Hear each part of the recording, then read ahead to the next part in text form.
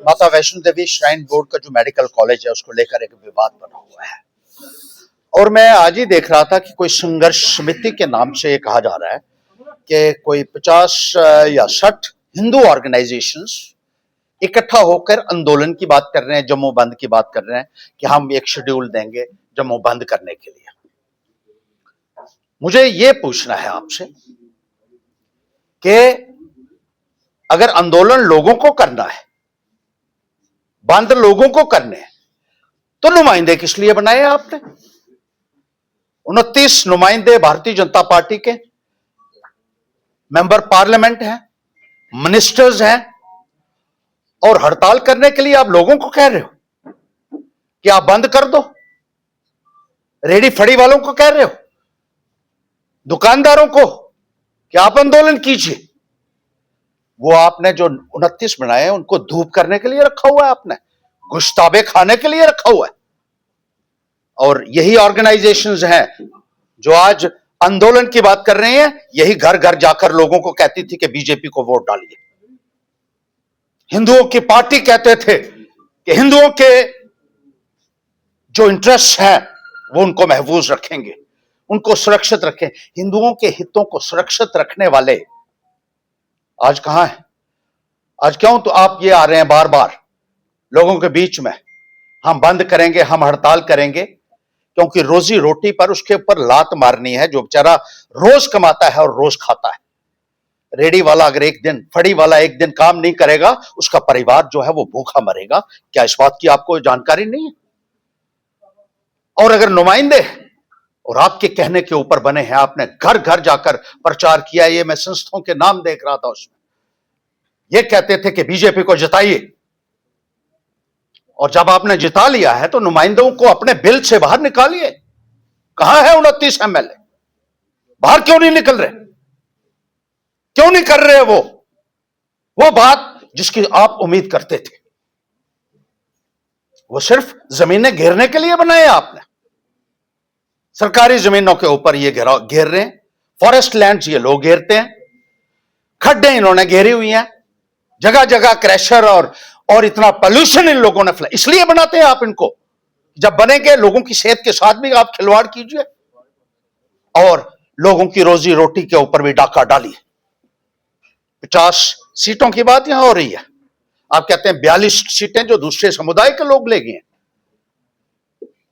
बड़ी अच्छी बात है, आप कीजिए, मिलना चाहिए हक, जिसका हक बनता है उसको मिलना चाहिए। और ऐसे बहुत सारे अदारे हम भी कहते हैं कि जहां समुदाय के नाम पर ही जो है वो सीटों में एडमिशन होती है, अच्छी बात है, मैं कह रहा हूं। लेकिन वो कहां है जिनको जिम्मेदारी हमने दी थी इस बात की कि आप बात करेंगे, जम्मू के लिए बात करेंगे, आप यहां के लोगों के हक को महफूज रखेंगे। कितने कितने आप हुए काबिल? और उनको नहीं पूछ रहे आप लोगों को कह रहे हैं सड़क पे आना है। अमरनाथ जी की एजिटेशन हुई, क्या हुआ उसमें मुझे बताइए, क्या निकला उसमें? लोग मारे गए, और जो मर गए उनको आपने पेट्रोल से जलाया था, उनके पार्थिव शरीर को। इतना बड़ा अपमान हुआ, और फिर बीजेपी वाले कहते थे इसके खिलाफ एक्शन होगा, पुलिस वाले के खिलाफ। क्या एक्शन हुआ? उसको प्रमोट किया गया और अच्छी पोस्टिंग दे दी गई।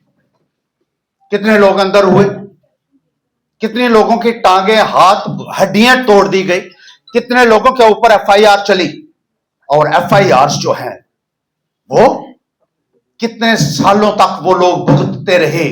लेकिन आखिर में क्या हासिल हुआ मुझे बताइए। आज भी आप 42 सीटों की बात कर रहे हैं।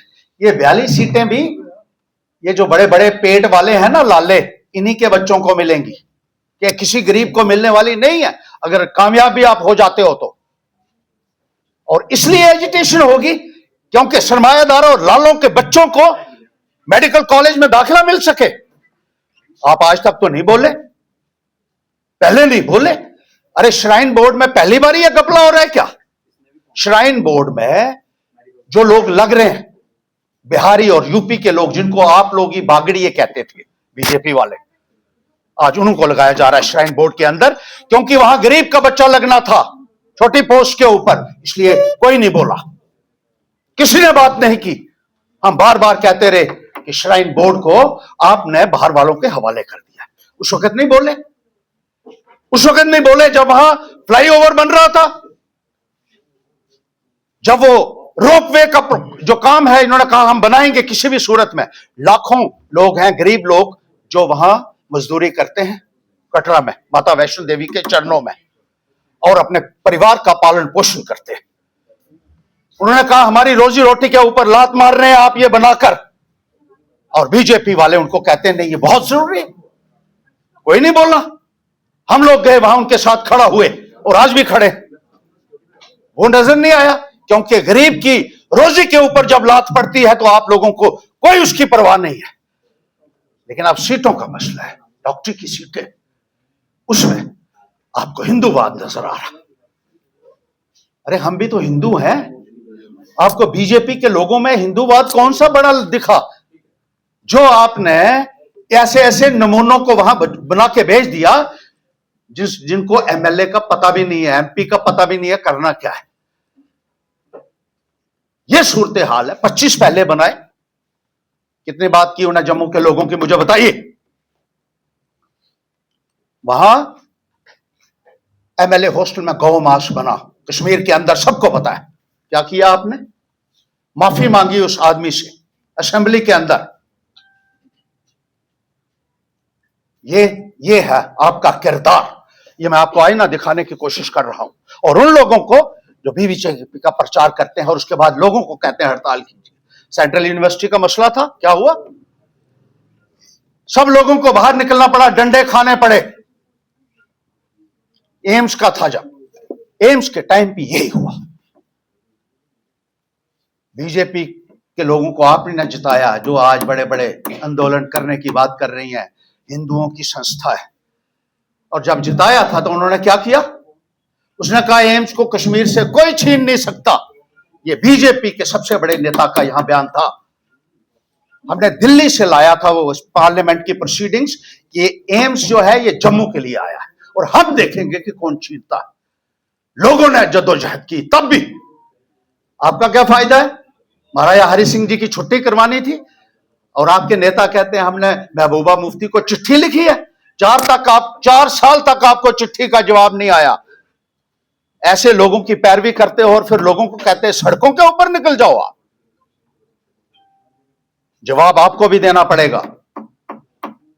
ये लोग लाठियां खाएं, जेल में जाएं, डंडे खाएं, अपनी जान जोखिम में डालें गरीब लोग, और आपके चुने हुए जो चहेते हैं वो गुश्ताबे खाएं, वो जमीनें घेरें, वो फ्रॉड करें और अपने अपने तिजोरियां भरें। वो इसलिए बनाते हैं नुमाइंदे। हमें ही सोच विचार करना होगा।